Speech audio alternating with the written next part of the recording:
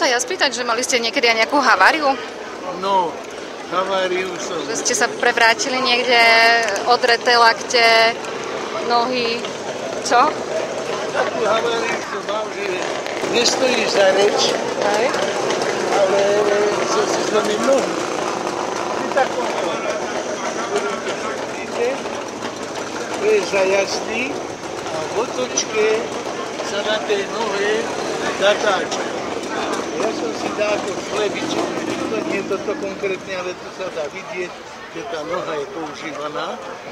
A neklzala sa mi po teréne, ale do takého zhusteného blata, tam mi zadržala a stúpačka prelomila. Táto stúpačka mi takto pravú. Odtedy mám 3,5 cm kratšiu nohu. No tak to bola vážna. No ale nehoda. Ani som nepadol nič, ešte som sa doviezol do cieľa, teda týmto, ale som už omdlieval, tak ma chytil do rady. Lebo Breznov bolo v minulosti stredisko motocyklového športu, tak si chceme uctiť takúto pamiatku týmto spôsobom. Každý tento zraz je venovaný nejakému pretekárovi z nášho regiónu. Tento rok sme venovali túto jazdu pretekárovi pánovi Jánovi Tomášovi. Pretekár Ján Tomáš. Začiatok môjho motocyklového jazdenia začal v roku 1955. Ako vojak som bol na dovolenke a práve vtedy boli terénne preteky na Šťavničkách v Banskej Bystrici. 17. januára 1955 som nastúpil do zamestnania na krajskú správu ministerstva vnútra ako vodič a člen Červenej hviezdy. V tomto roku som jazdil ako nováčik terénne motocyklové súťaže na Peráku. V roku 1956 som si vyjazdil tretiu výkonnostnú triedu, v roku 1957 som jazdil oblacné a celoštátne preteky. V roku 1958 som si vyjazdil prvú výkonnostnú triedu a v roku 1959 výkonnostnú triedu majstra športu. Túto triedu som si udržal 2 roky, pokiaľ som si na majstrovstvách v Trenčíne nezlomil nohu. V rokoch 59, 60, 61 som bol majstrom Slovenska v triede 350 cm kubických. V roku 1961 som bol vybratý do širšej nominácii na 6-dňovú motocyklovú súťaž. No pre zlomeninu nohy som bol vyradený. V rokoch 1959 a 61 som bol trénerom ženského družstva súťažiarov. Z poverenia ministerstva vnútra som bol poverený usporiadovať prebory ministerstva vnútra v terénnych závodoch motocyklov, a to v rokoch 1962 až 85 už pod hlavičkou Sväzaru. To už bolo obdobie môjho trénovania mládeže.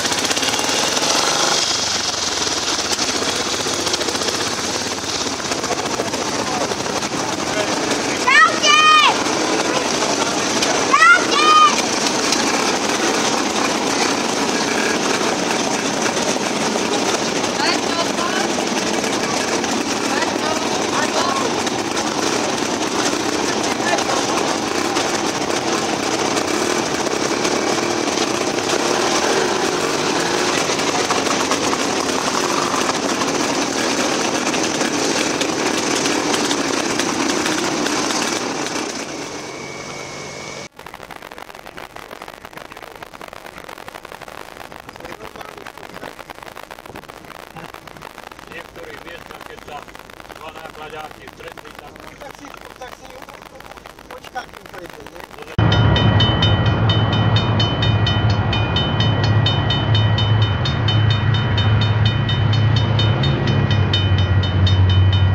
Kvôli tomu, že tu boli hute dole a podrzovi boli tiež hute, železiarne. Aby sa tovar skrátil, prevoz tovaru, tak postavili túto trať. Najväčší problémom bola sebou z vojska, ktorým tam dvojzubačku založili. Boli tam postavené 3 veľké mosty.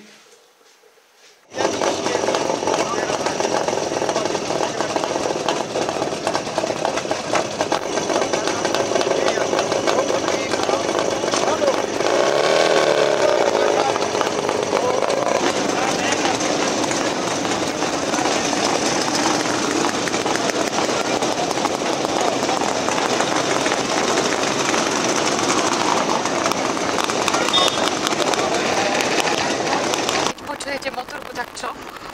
Keď počujem motorku, tak to mi srdce otvára. Z toho sa nedá hluknúť, hej? Ja tak chodím, počujem motorku, tak